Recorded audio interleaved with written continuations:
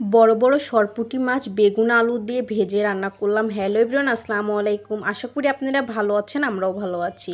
আজকের ভিডিওটি দুপুর থেকেই শুরু করলাম। আজকে দুপুরে আমি সরপুঁটি মাছ রান্না করব। বড় বড় সরপুঁটি মাছগুলো ভালোভাবে আমি পরিষ্কার করে ধুয়ে নিচ্ছি।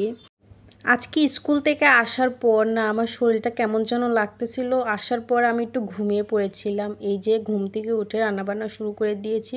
লেট হয়ে গিয়েছে রান্নাবান্না, একদম আজান পড়ে গিয়েছে, এখন আমার ঘুম ভেঙেছে। তাড়াহুড়া করে ভাতের চাউলটা ধুয়ে দিয়ে এই যে রান্নাবান্না করার জন্য চলে গিয়েছি।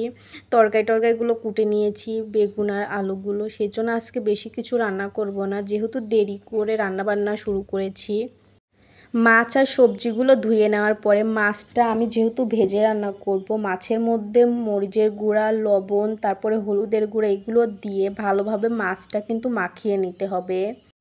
আর আমার ভিডিওটি যারা প্রথম থেকে দেখতেছেন তারা বুঝতে পারবেন আমি যে কোনো মাছ বেশিরভাগ কিন্তু ভেজে রান্না করি।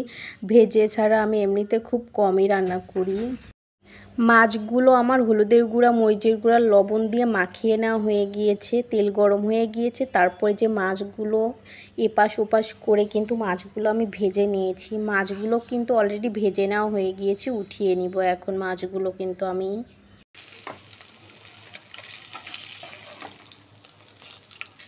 মাছ ভাজা তেলেই কিন্তু এখন পেঁয়াজ কুচিগুলো দিয়ে দিলাম। দিয়ে দেওয়ার পরে পেঁয়াজটা হালকা ভেজে নিব, বেশি একটা না, হালকা ভেজে নিব।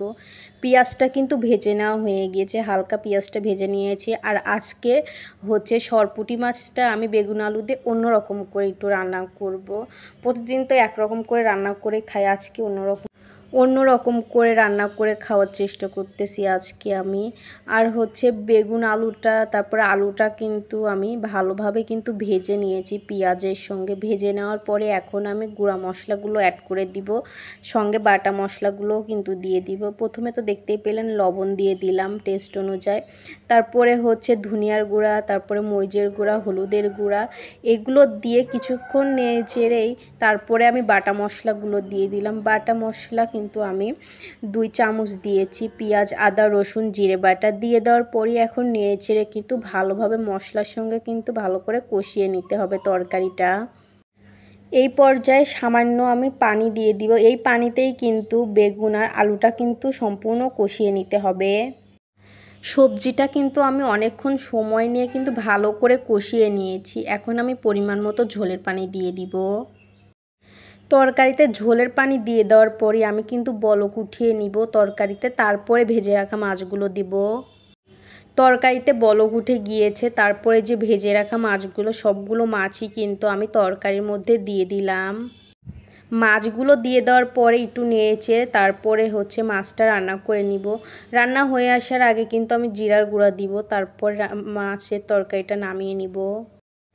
এখনও কিন্তু রান্নাটা সম্পূর্ণ হয়নি। এখন জিরার গুঁড়া দিয়ে আরও কিছুক্ষণ রান্না করে নিয়ে তারপরে নামিয়ে নিব।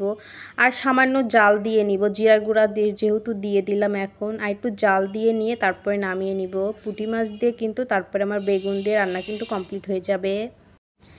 বেগুন আলু দিয়ে আমার বড় বড় সরপুঁটি মাছ কিন্তু রান্না কমপ্লিট হয়ে গিয়েছে, এখন নামিয়ে ফেলবো।